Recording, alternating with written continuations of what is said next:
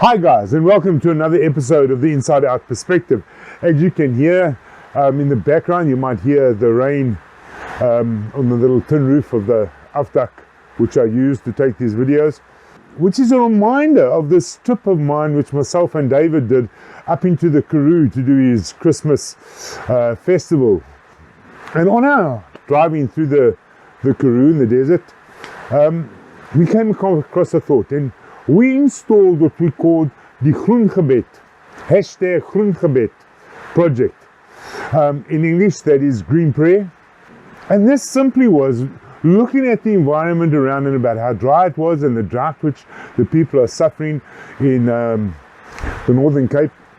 We thought we would just stop and attach a green cloth onto the farmer's gate and just offer up a quick prayer of relief and guidance of Jesus' hand over our brothers and sisters in the community. Now, what has this got to do with Islam, you might be asking? Well, simply put, Muslims pray 5 times a day, and in those prayers, their prayer is broken into respective rakas, and one of the rakas is Surah 1, which is prayed 17 times a day, or repeated 17 times a day through the 5 different prayers which they pray. Now, Surah 1 specifically refers to Allah's wrath to be called upon and brought down on the Christians and the Jews. Now, we understand Allah's wrath to be Surah 9:29 and Surah 9:5 and others, which call on the death and the killing and the beheading of the Christians and the Jews. What is interesting, though, is as myself and David did in this Groengebed project we did, David in his wisdom posted it to his Facebook page. And there's a term in Afrikaans which is said simple and eenvoudig. Now that translated to English would mean simple or irrelevant. Now, this is what we thought when we did that post. We thought, who really cares? But you know what? 48 hours later, there was over 50,000 views of that video and comments.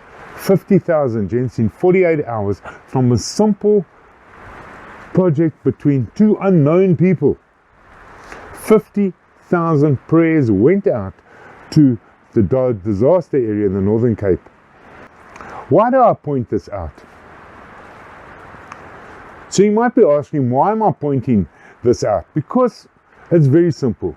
Surah 29 verse 13 tells Muslims that it is the Christians and the Jews which are going to bear their burden. Now notice what we're doing here. We're offering up our prayers in support and in help, or standing in the gap, as some Christians would call it, for the people who are suffering and are in need. And extending a hand of support, even though it may just be through prayer in the spiritual realm. Yet the Muslims understand that it is the Christians and the Jews, those very people they choose to call Allah's curse down on. Those very people who Muslims choose to kill and destroy. The polytheists, as they call us, the unbelievers.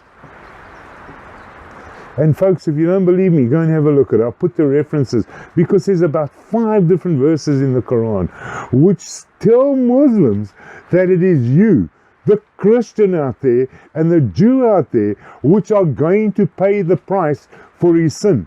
Now, what other is this than the same as the offering of the sacrifice of the Abrahamic covenant?